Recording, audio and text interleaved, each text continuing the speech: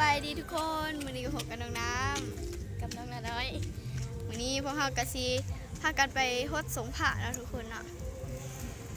ตอนนี้ก็ยังถ่าสับปะปีอยู่แล้วก็สิได้เก็บภาพบรรยากาศมาให้ทุกคนได้รับชมนะแต่ก่อนที่ไปรับชมอย่าลืมกดไลค์กดแชร์และกดซับสไครต์เพื่อเป็นกำลังใจให้น้องน้ำได้สร้างสรรค์ผลงานใหม่ๆออกมาเนาะ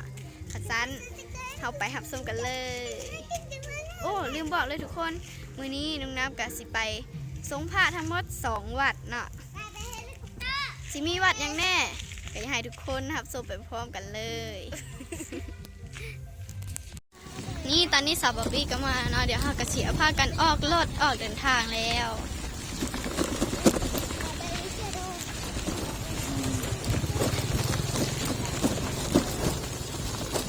สาวบอบบี้สวัสดีกล้องแน่ทำไมน่ารักขนาดนั้น ได้ยินอยู่บ่ทับพี่ส้มสาวบอบบี้สบายดีฮะนี่ทรงผมคู่โอ้ปีใหม่ฝนตกทุกคนเอ้ยจะมันซาฝนตกเขาก็สิสู้เนาะสู้ป่ะสู้ป่ะสู้ไหมมีผ้าเหลืองสปกาเลยแล้วเห็นฝนตกแบบนี้แต่ว่าอากาศร้อนได้ทุกคนก็พอดีเลยไม่ได้หนาวอากาศธรรมดา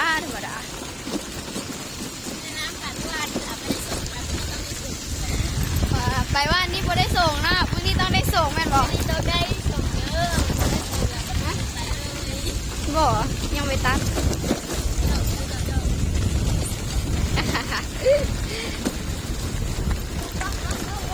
โอ้ปีใหม่ก็อาจจะมีคนแบบเต็มเลยด้วยทุกคนพระเจ้ากาแบบมามัดแขนหรือว่ามาสมมาพ่อแม่เนาะ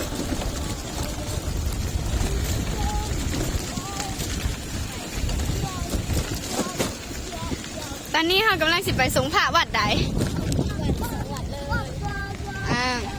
วัดทำอีทาสิไปวัดใดวัดนาธานโอเค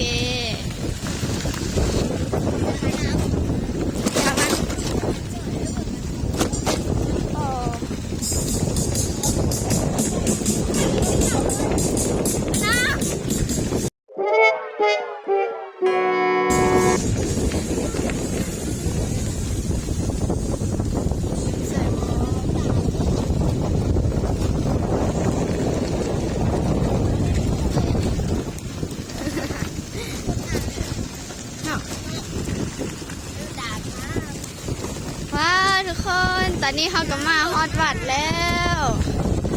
นี่เป็นวัดบ้านนาธานเมืองมหาไซแขวงคำม่วนเลย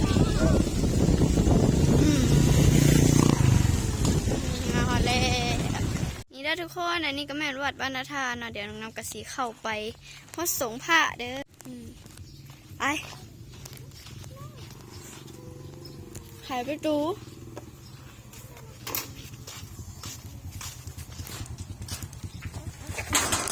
ได้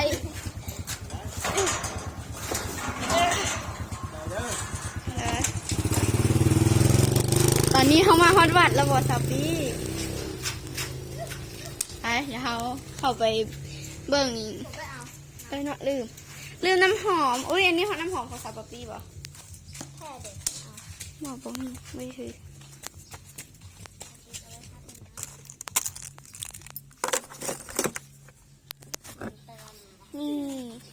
นี่ก็แม่ดำหอมของน้องน้ำนะทุกคนเดี๋ยวเข้าไปเลยนี่ก็แม่พระที่ครูบาลงมานะทุกคน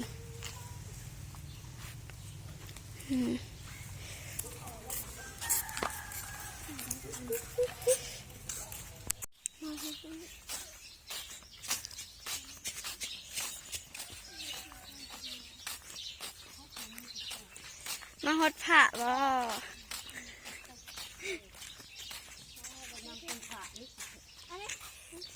มีกระป๋องเนาะก็ไปหาเอาเลยว่าในไหนไอ้หมอนเอาไปเป็นได้ อันนี้ก็มีคนมาฮดพระแล้วนะทุกคน อยู่ ข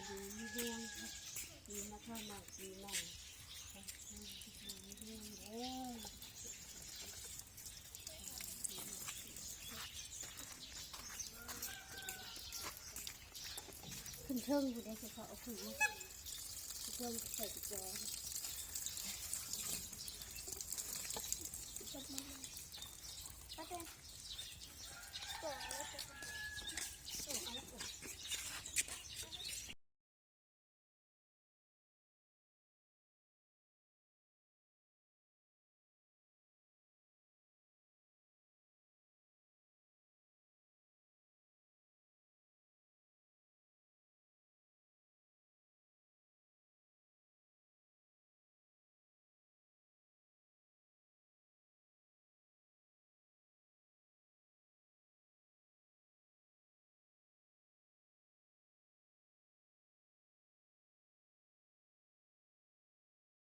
โอ้ยได้แล้วล่ะโอเคตอนนี้เรากะฮดแล้วล่ะเนาะตอนนี้เราก็ฮดแล้วเด้อทุกคนเดี๋ยวสิไปวัดต่อไปเลยวัดต่อไปแม่นวัดยังวัดนาฮีนะไปวัดนะวัดจริง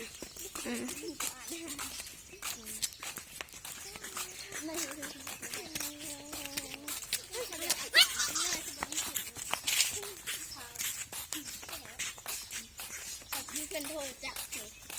โย่ไปนึงแต่โดนทำแบบกาบัดแดงละฮะตอนตุ้มานะเห็นป้าอันเพื่อนสากอยู่ได้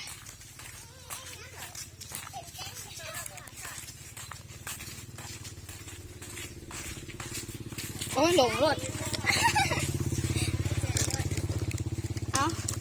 เอาคนถือเลยเสียมาเล่นอีเนยนะ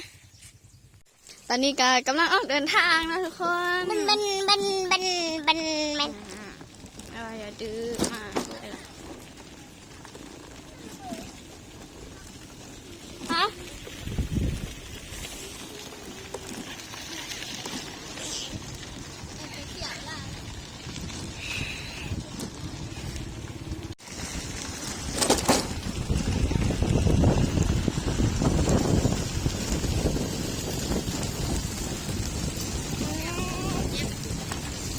ตอนนี้พวกเราก็เดินทางเข้าบ้านนาฮีนะทุกคนเข้าไปพดสงพระอยู่บ้านนาฮี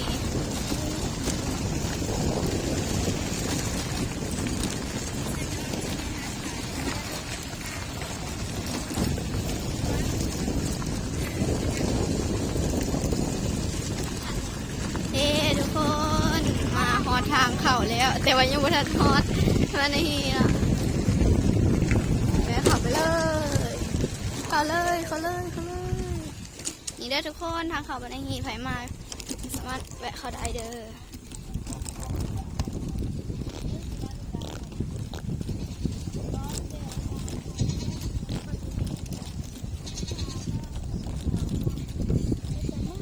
วินอยากลงแล้วลงได้ยังไงนะยังไงกับวินนะอยากลงแล้วลงได้ไม่ยังอยากลงแล้วลงได้ลงไปยังอ่ะ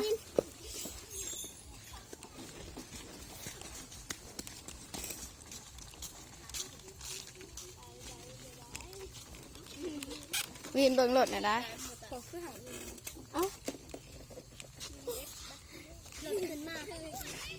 วินเบิ่งนู้นรถขึ้นมาบ่แน่นอน100%เลย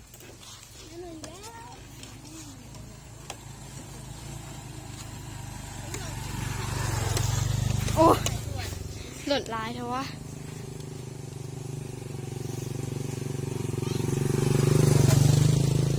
วินรถมาบ่บดแล้วล่ะ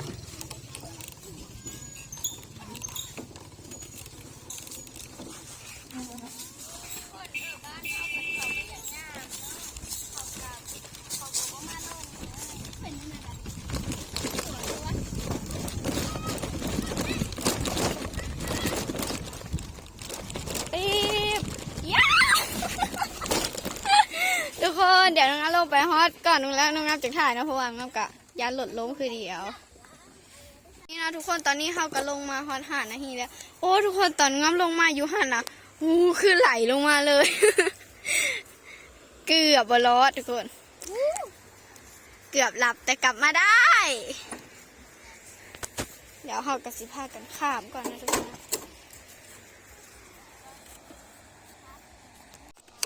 อุ้ยรีบเปิดกระจีไปเปิดไปเดี๋ยวว่าเขาไปก่อนเด้อสิไปถ่ายต้นขัวโอ้ทุกคนหลดก็วิ่งมาก็ได้ย่างข้ามเอาหัวนะย่างข้ามนักเอ้ยล่ะเราก็ยังโหทันเซียนกันนะอย่างเอาสีเขียวข้ามแล้วกันถ้าอีกภาษาปวีตอนข้ามหัวนะเรื่องเดียวซะด้วยเดี๋ยวมันจะถ่ายต้องแบบเสี่ยวซานเนี่ยน้อยนึงเด้อทุกคนถึงจะต้องข้ามหัวนี้ได้อยู่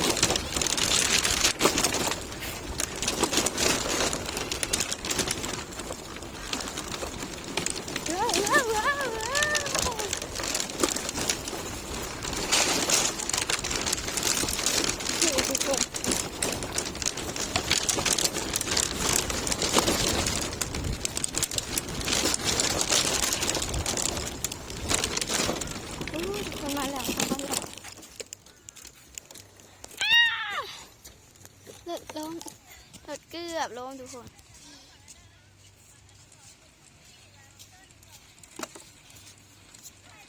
สาวข้ามมาแล้ว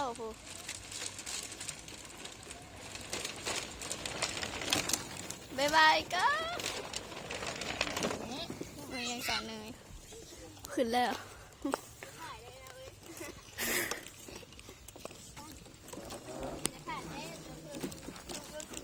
แบตหลดเบิดมาทุกคนได้จูงเนยไปได้เนยสาวเนยยังย่างอยู่พูน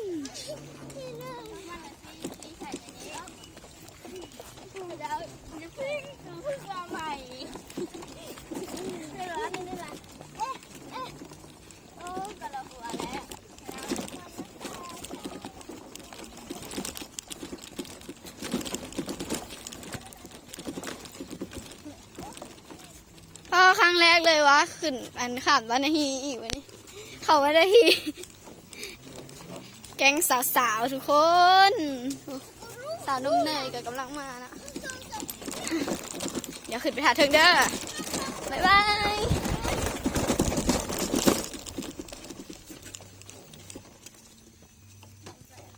สาวเอิญก็หามาแต่ทักแขกเลยทุกคนขึ้นวินขึ้น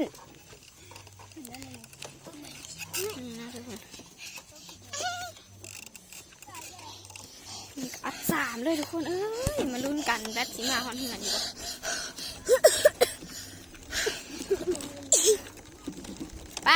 ไปเลย It goes no away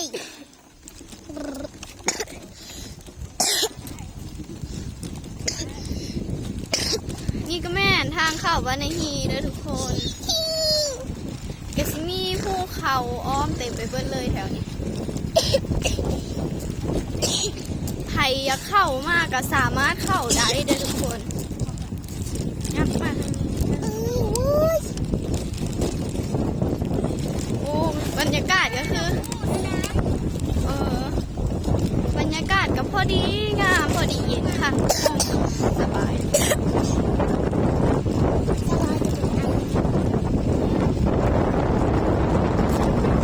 ทางก็คือแบบเรียบเนียนเลยแต่ว่าย่าฝนตกนี่ย่าฝนตกไปได้ไรละน้อยหักประกาศเลยโอ้ยตีนี่ละน้อยนี่นะกะซิมีถงนาตกนะคุณนี่ไม่เห็นโอ้ทุกคนภูเขางามแห่งวิวก็คือธรรมชาติดีค่ะสันเดี๋ยวใกล้สิฮอดบ้านนาฮีแล้วเดี๋ยวเราจะถ่ายให้ทุกคนเบิ่งอีกเด้อบัวขาวทางบ้านนะ เข้าทางวัดเอาบ่ต้องเข้าทางบ้านเข้าทางบ้านมันบ่ค่ะเดี๋ยวจังไหนลงท่า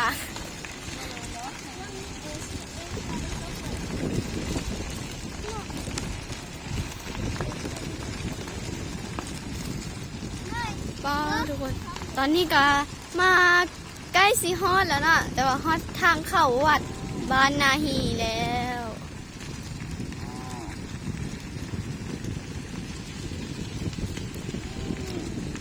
วัดพี่ไปชกพี่เตยกับพี่วัด นี่ทุกคนทางเข้าบ้านนาฮีเอ้ยทางเข้าวัดบ้านนาฮี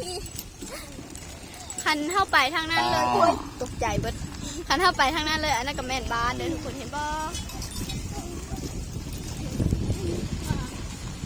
เห็นเด้เห็นบ้านอยู่เนาะเห็น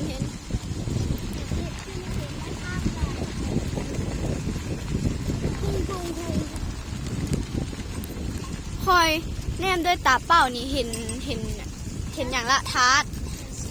ตเกตแก้วทุกคนขาวๆนะทุกคนเห็นปะ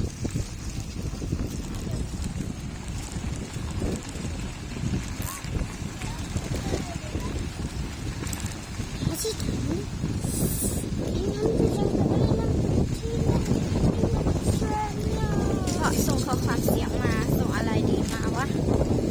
ถ่ายคลิปอยู่แป๊บเดียวพ่อเดี๋ยวจัดก่อนจัดตอนนี้ใกล้สิฮอดแล้วบ่ใกล้สิฮอดแล้วใกล้สิฮอดวัดบ้านนาฮีแม่นบ่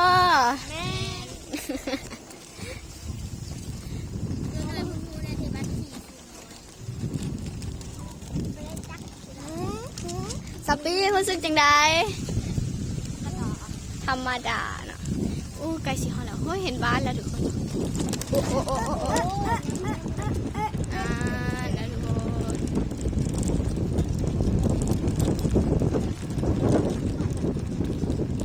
เอลิส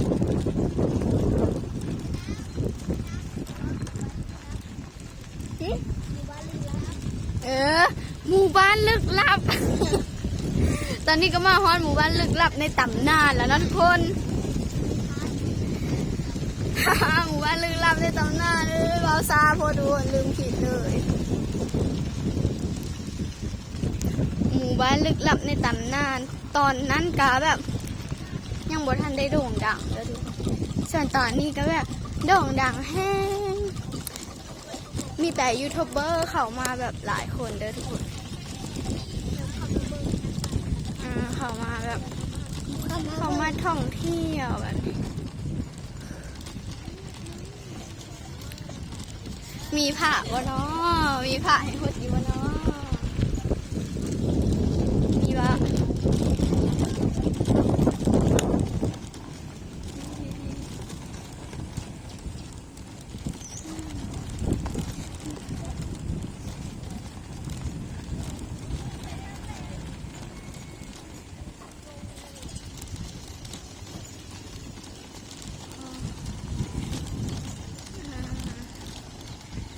เขาจะเอาผ้าลงแล้วบ่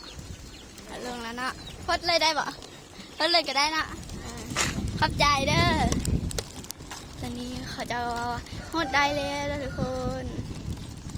ขับรถเขาเลยบ่ขับรถเขาเลยนะเขาเลยบ่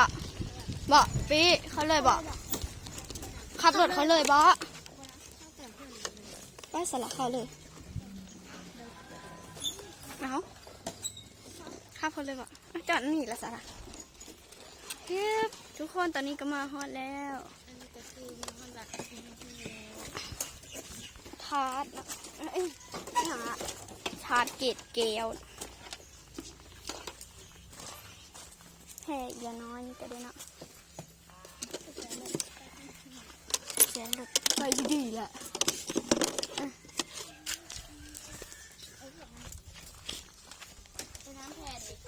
บอกนี่ทุกคนอันนี้ก็แม่น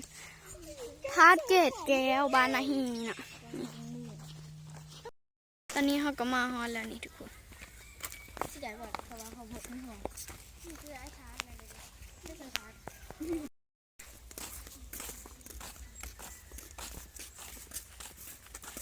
นี่เด้อทุกคนน่าสิได้น้ำแล้วผลเป็นผุยแล้วบ่ได้นี่นกกอันนี้นี่อันนี้ก็แม่นเขาใส่ห้างเขาใส่ห้างเขาเลย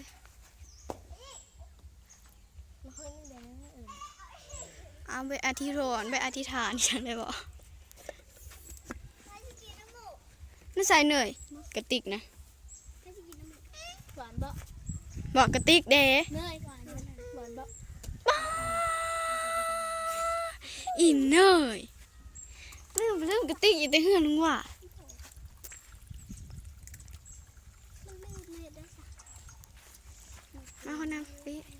มาคนนำเลยละ มาเนยจับกอง คอน้ำมันฮะไล่ให้ละน้อยแน่มากนึงขี่กูนี่ยังไม่ได้กินช้ำหวานบ่เลยส้มๆหวานๆ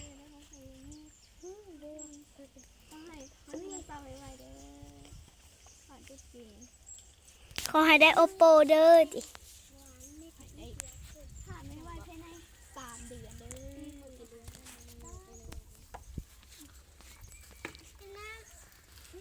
บอกกินโลบอกไอ้กันละอย่างที่ว่า